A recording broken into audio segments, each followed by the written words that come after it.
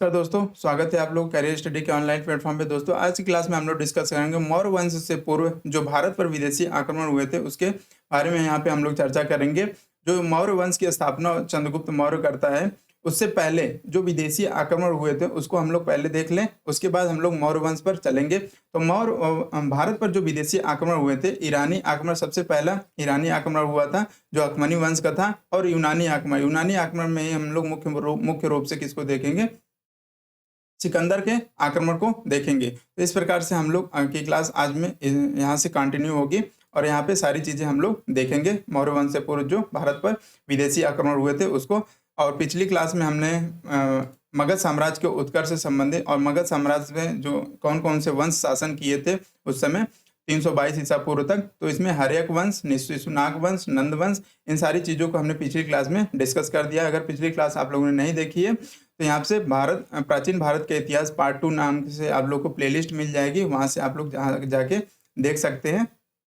और इसके पिछली क्लास में हमने 16 महाजनपद को की क्लास ली हुई, तो इस प्रकार से सारी चीज़ें यहाँ पे क्लियर की थी हमने। तो अगर आप लोग 16 महाजनपद और मगध के का उत्कर्ष और मगध के राजाओं को समझ लेंगे तो यहाँ पे ईरानी और यूनानी आक्रमण को समझने में आसानी होगी। तो प्लीज़ आप लोग जाके उस क्लास को देख लीजिएगा, तब इस क्लास को देखिएगा ताकि चीज़ें आप लोग को समझ में आए कि जब यूनानी आक्रमण होता है तो गांधार पर जो आक्रमण होता है और गांधार को ईरान के 20वें प्रांत के रूप में शामिल कर लिया जाता है। तो ये सब सारी चीज़ें आप लोग को तब जाके समझ में आएगी कि 16 महाजनपद में गांधार और कंबोज की स्थिति कहाँ पे है और अवस्थिति कहाँ पे है और वो किस प्रकार 16 महाजनपद में कहाँ पे थी। तो चलिए इसी के साथ हम लोग मौर्य वंश से पूर्व भारत पर विदेशी आक्रमण को शुरू करते हैं अपने जो कोर आज का टॉपिक है उस पर। तो यहाँ पे मौर्य वंश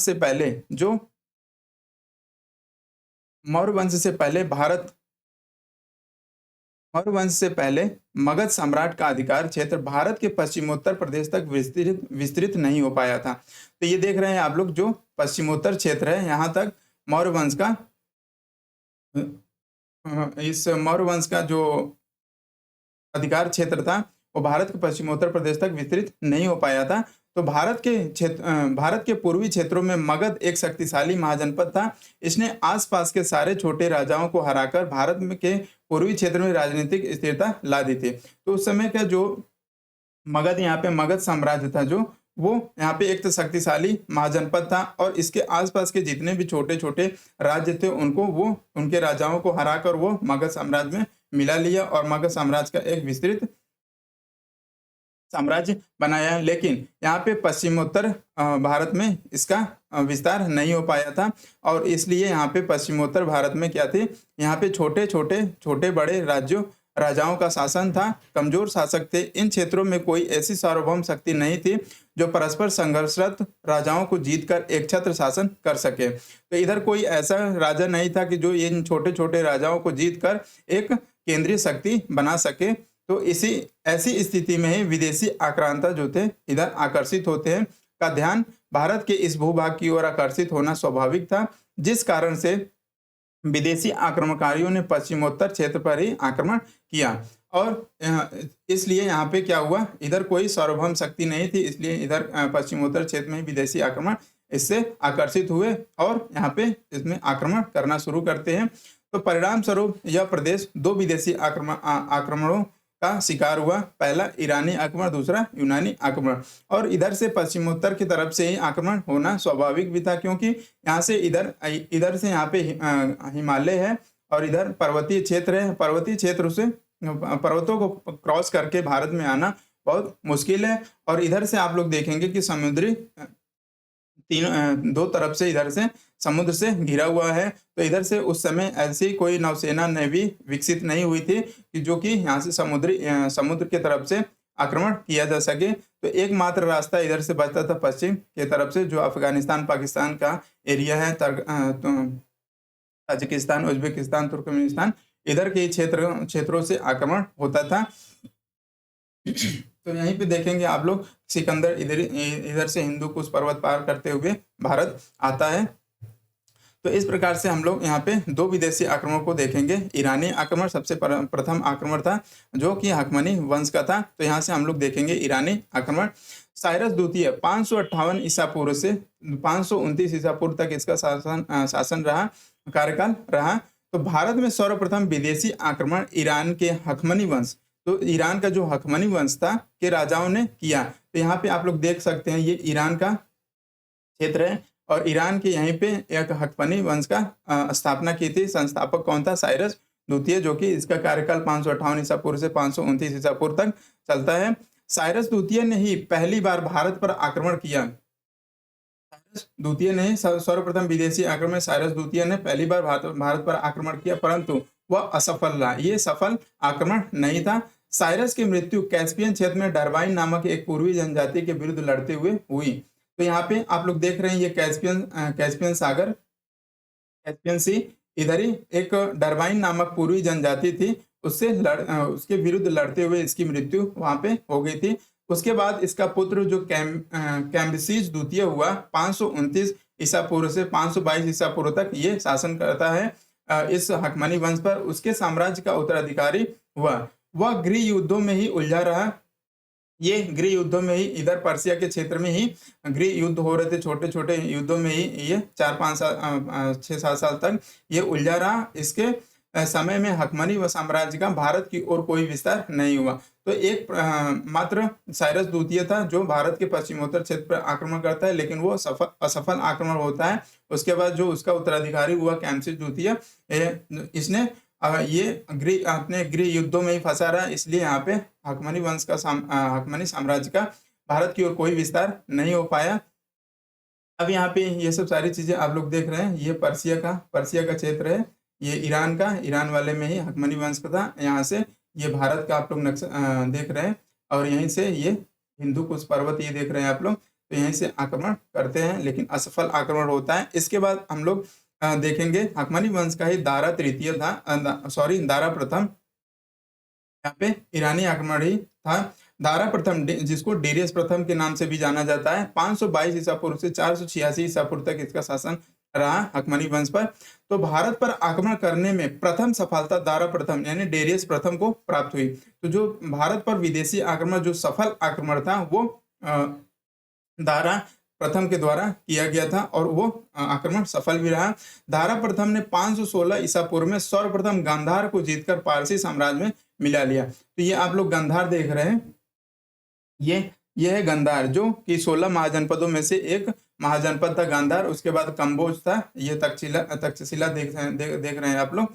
तो गांधार, कंबोज इधर और इधर 14 जो महाजनपद थे इधर भारत के अंदर थे। तो इस प्रकार से यहाँ पे जो कि 3 महाजनपद कहाँ थे? बिहार में थे। एक अस्मक था जो दक्षिण भारत में था और इसी प्रकार से मत्स्य, चेदी, पूर्व पांचाल ये सब उत्तर प्रदेश के थे।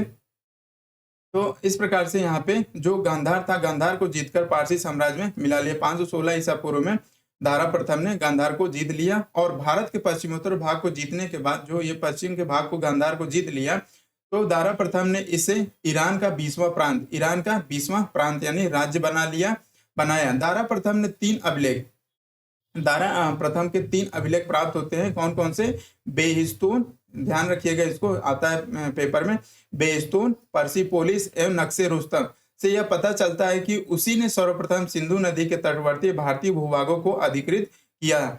तो इन तीनों अभिलेखों से ये पता चलता है कि दारा प्रथम ने पश्चिम भारत के जो सिंधु नदी के तटवर्ती भारतीय भूभाग थे उसको वो अधिकृत यानी जीत लिया था और यहाँ पे गांधार को अपने राज्य में मिला लिया, तो वो 20वां प्रांत के तौर पर।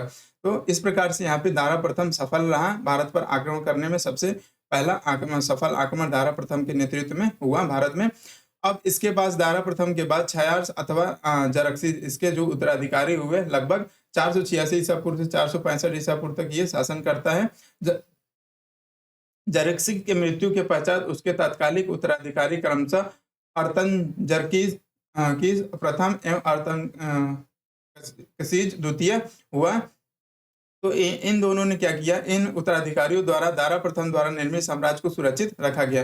तो दारा प्रथम ने जितना भी साम्राज्य का विस्तार किया था उसको इन जो उत्तराधिकारी थे उसको सुरक्षित रखने में कामयाब रहे। लेकिन यहाँ पे अब हकमनी वंश का जो अंतिम सम्राट था दारा तृतीय 360 ईसा पूर्व से 330 ईसा पूर्व तक इसका कार्यकाल रहता है। तो हकमनी वंश का, जिसमें से दारा प्रथम, दारा यहाँ से साइरस, यहाँ पे देख रहे हैं आप लोग, हकमनी वंश का साइरस जो संस्थापक था, जो साइरस द्वितीय के बाद यहाँ पे कैम्सिस द्वितीय इसका उत्तराधिकारी होता है।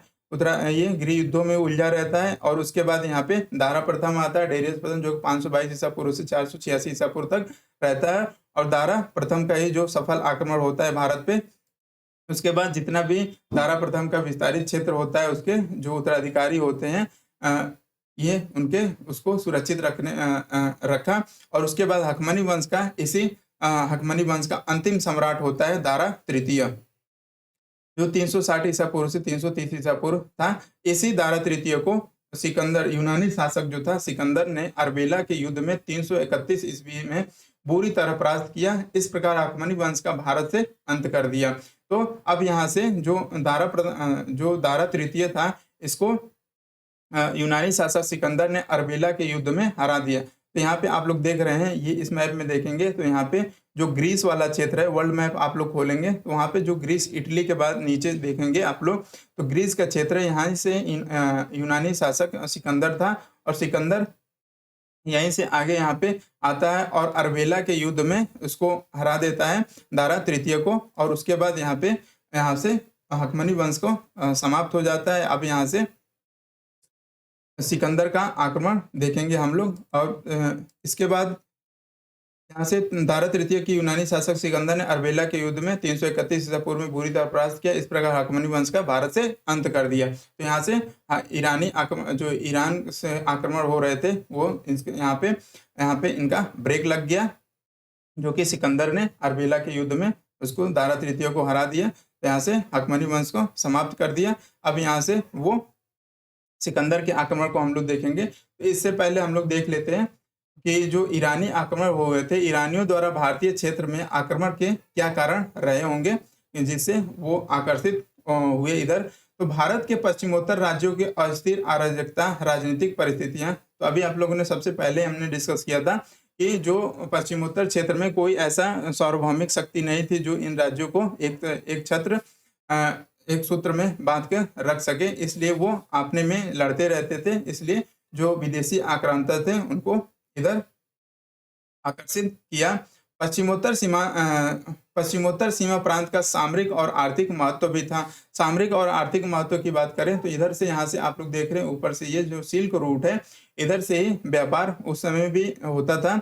उत्तरापथ मार्ग पर नियंत्रण करने की इच्छा शक्ति, तो ये उत्तरापथ जो मार्ग था, इस पे नियंत्रण कर लेते तो इधर के जितने भी व्यापार थे उन पे उनका अधिकार हो जाता। तो इसलिए ईरानियों द्वारा भारतीय क्षेत्र में आक्रमण के ये का मुख्य रूप से 3-4 कारण थे।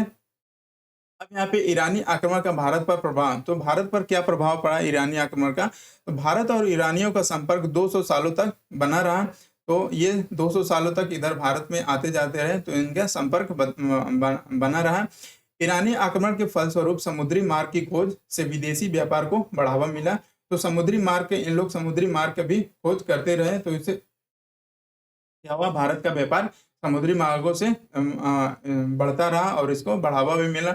ईरानियों की अरमाइक लिपि का प्रचार प्रसार हुआ। अभिलेखीय उत्कीर्ण करने का प्रथा प्रारंभ हुई।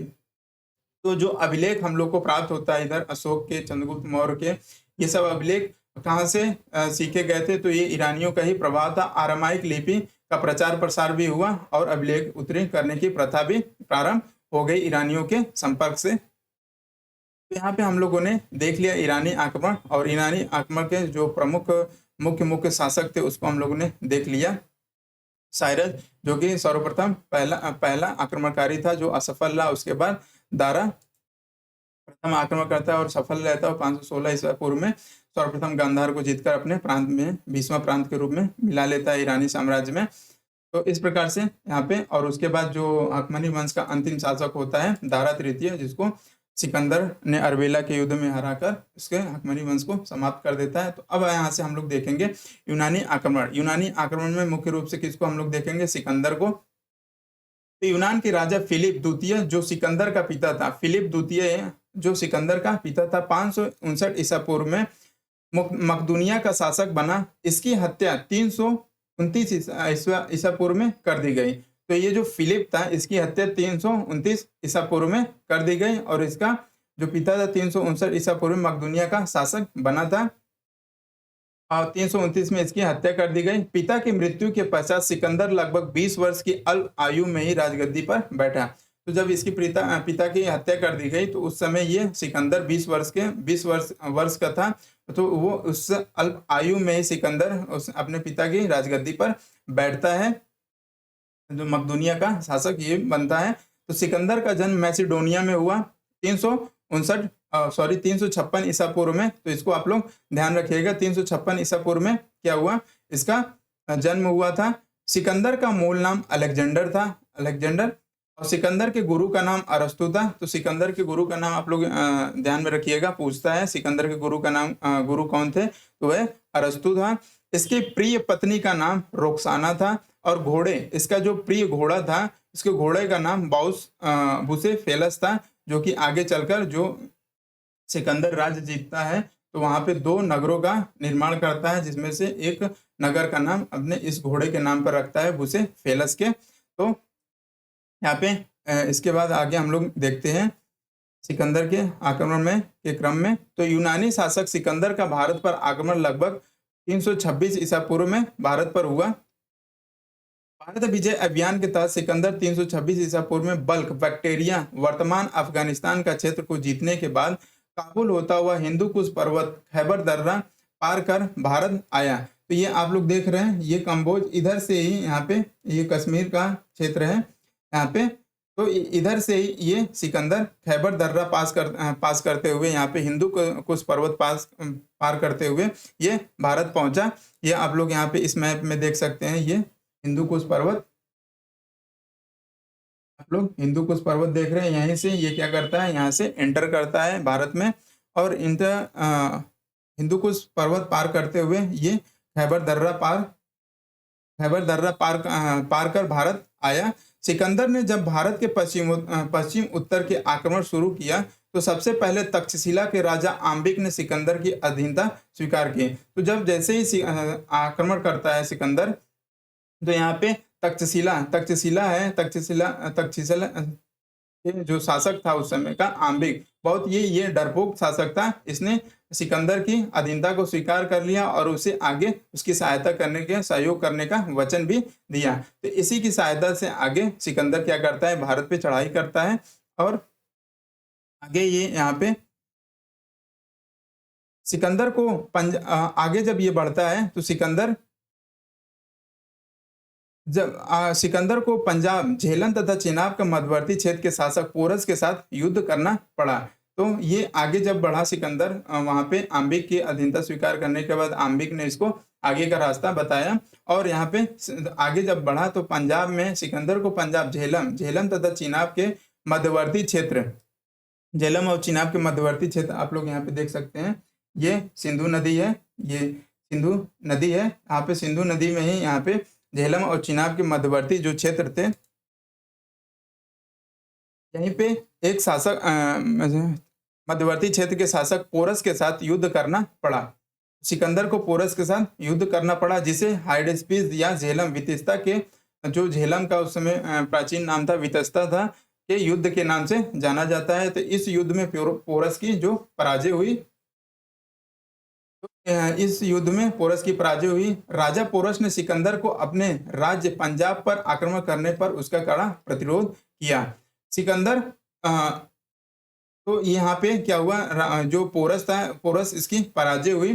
पराजय के बाद जब ये पोरस लड़ रहा था युद्ध में, वहां पे सिकंदर ने पोरस से अब तो उसके बाद जब सिकंदर के सैनिक इसको पकड़ के सिकंदर के पास ले जाते हैं तो सिकंदर ने पोरस से कहा कि तुम्हें इसके बदले में सिकंदर जो था बहुत बहादुरी से सिकंदर की जो सेना थी, सेना पर आक्रमण किया। बाद में जब सिकंदर के सैनिकों ने पोरस को बंदी बना लिया और सिकंदर के पास लेकर गए इसको, तो सिकंदर ने पोरस से पूछा था कि बताओ मैं इस समय तुम्हारे साथ क्या करूं। तो पोरस ने उत्तर दिया कि वही जो इस समय एक राजा को दूसरे राजा के साथ करना चाहिए। तो इसलिए यहाँ पे सिकंदर सिकंदर पोरस की इस बहादुरी से अत्यधिक प्रभावित हुआ तथा उसका राज्य वापस कर दिया। ये सब सारे क्योंकि जो पोरस था बहुत बहादुरी से यहाँ पे युद्ध में लड़ा और उसकी बहादुरी को देखकर सिकंदर बहुत प्रभावित हुआ और इससे उसको उसका सिकंदर से जो उसने राज्य जीता था उसको क्या किया, उसके राज्य को वापस कर दिया। तो यहाँ पे सिकंदर ने पोरस से कहा कि तुम्हें इसके बदले में मेरी, जब वो उसने राज्य दिया तो सिकंदर कहा उससे, पोरस से, कि तुम्हें इसके बदले में मेरी मदद करनी पड़ेगी आगे, क्योंकि आगे मगध बहुत ही शक्तिशाली जो साम्राज्य है उसके लिए तुम्हें हमारी मदद करनी पड़ेगी और उसे जीतने के लिए तुम्हें तुम्हारी मदद की मुझे जरूरत पड़ेगी। तो यहाँ से पोरस क्या करता है कि उसकी मदद करता है और यहाँ से एक तरफ दूसरा एपिसोड भी चलता रहता है। जब सिकंदर यहाँ पे भारत में आ गया है तो उधर यहाँ पे देखना दूसरे सिकंदर आगे ब्यास नदी की तरफ बढ़ा और पिछली क्लास में हमने बताया था कि यहाँ पे जो चाणक्य था, चाणक्य को सिकंदर, तो जो चाणक्य उस समय था, जो तक्षशिला का एक आचार्य था, उस समय इसको आभास हो गया था कि सिकंदर का आक्रमण होने वाला है। तो पिछली क्लास में हमने आपको बताया था, जो मगध के साम्राज्य में नंद वंश का जो धनानंद था उसके दरबार में चाणक्य गया था और मगध साम्राज्य को के सुरक्षा के लिए उसने वहाँ पे उसके पास गया और उससे बातें की, लेकिन वहाँ पे धनानंद इसको, चाणक्य को अपमानित करके अपने दरबार से निकाल देता है। तो वहीं पे चाणक्य क्या करता है कि वहाँ पे एक अपना शपथ लेता है कि घनानंद को इसकी गद्दी से हटाकर यहाँ पे किसी एक योग्य शासक को बैठाएंगे। तो इसके बाद दूसरा एपिसोड उधर चल रहा था और इधर सिकंदर और पोरस के बहादुरी से अत्यधिक प्रभावित हुआ था, उसका राज्य वापस कर देता है और उसके बदले में पोरस से उसकी सहायता के लिए कहता है और आगे ये बढ़ता है सिकंदर। और इसके बाद सिकंदर क्या करता है, सिकंदर भारत में 19 महीने तक रहा।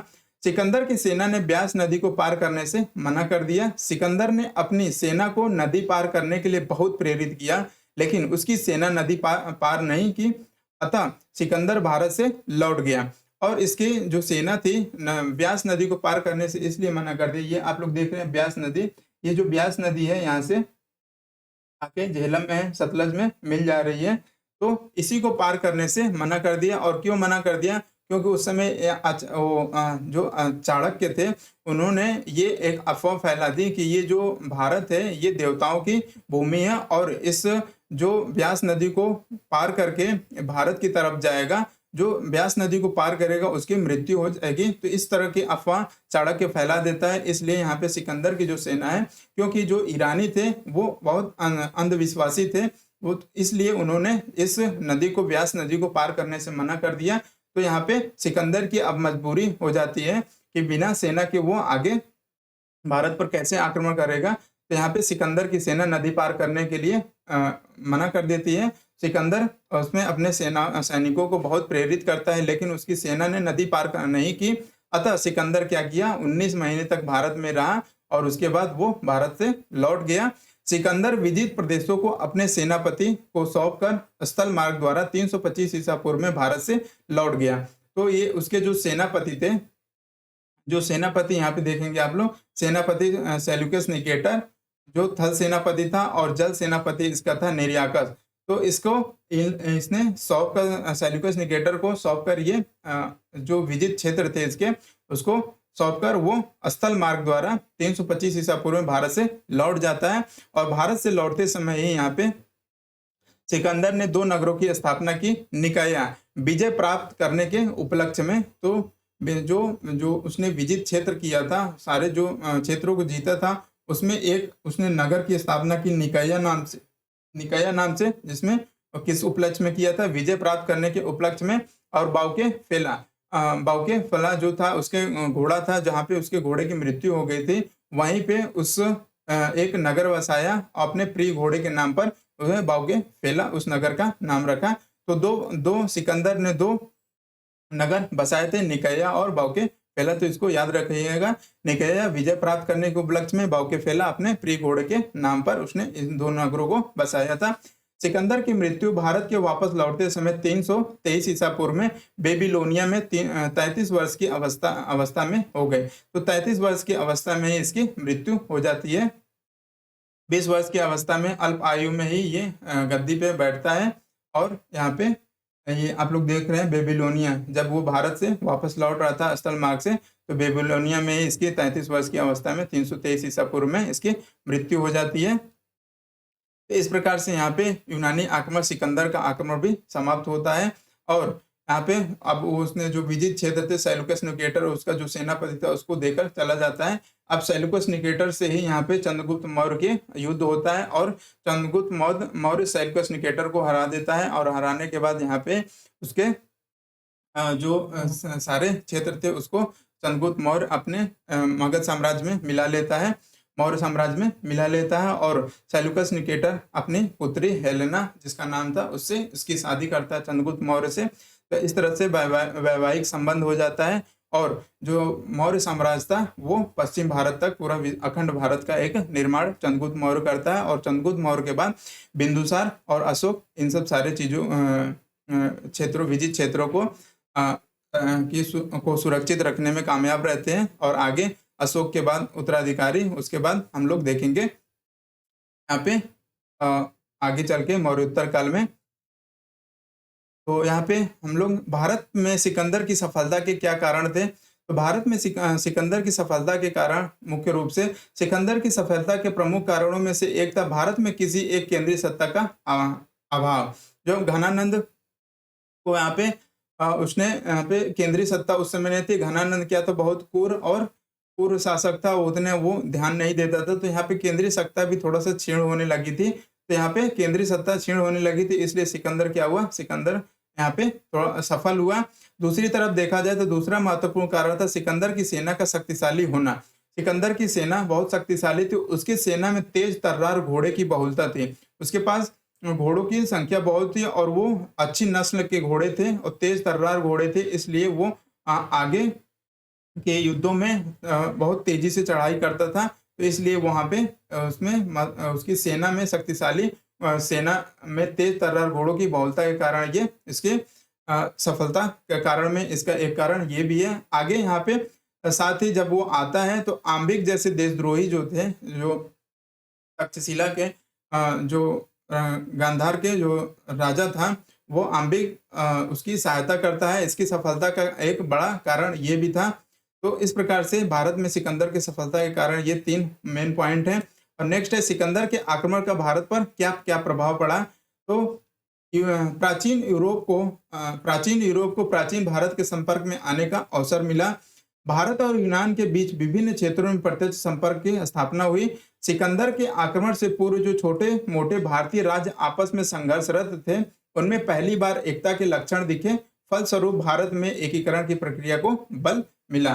तो जो सिकंदर के आक्रमण से पूर्व जो छोटे मोटे भारतीय राज्य आपस में जो लड़ रहे थे, संघर्षरत थे, उनमें पहली बार एकता आई और एकता के लक्षण दिखे, जिससे वो एक हुए और इसके फलस्वरूप भारत में एकीकरण की प्रक्रिया को बल मिला। और आगे चल के चंद्रगुप्त मौर्य अखंड भारत का निर्माण करता है। तो इस तरह से इस कड़ी में हम लोग यहाँ पर दोनों विदेशी आक्रमण को, ईरानी आक्रमण और यूनानी आक्रमण में सिकंदर के आक्रमण को मुख्य रूप से हम लोगों ने देख लिया। इसमें सारे हमने मुख्य पॉइंटों को इंक्लूड किया था। अब यहाँ से हम लोग आगे चलेंगे। चंद्रगुप्त मौर्य जो मौर्य वंश का संस्थापक है उसको हम लोग देखेंगे, मौर्य वंश को देखेंगे। और मौर्य वंश को देखने के बाद आगे हम लोग चलेंगे यहाँ पे मौर्योत्तर काल में। यहाँ पे आप लोग देख रहे हैं, यहाँ पे इस क्रम में हमने पार्ट 2 प्राचीन भारत के पार्ट 2 में 6ठी शताब्दी ईसा पूर्व में 16 महाजनपद मगध का उत्कर्ष हमने देख लिया था पहले टॉपिक में। दूसरे टॉपिक में मगध साम्राज्य जो 544 ईसा पूर्व से 322 ईसा पूर्व, हर्यक वंश, शिशुनाग वंश और नंद वंश, तीनों वंशों को हम लोगों ने देख लिया था। भारत पर विदेशी आक्रमण, ईरानी यूनानी आक्रमण, सिकंदर का आक्रमण, इसमें इस क्लास में हम लोगों ने देख लिया। आगे आप चौथी क्लास में हम लोग देखेंगे मौर्य साम्राज्य 322 ईसा पूर्व से 185 ईसा पूर्व तक जो चला था, जिसमें चंद्रगुप्त मौर्य मुख्य रूप से इसके संस्थापक था मौर्य साम्राज्य का।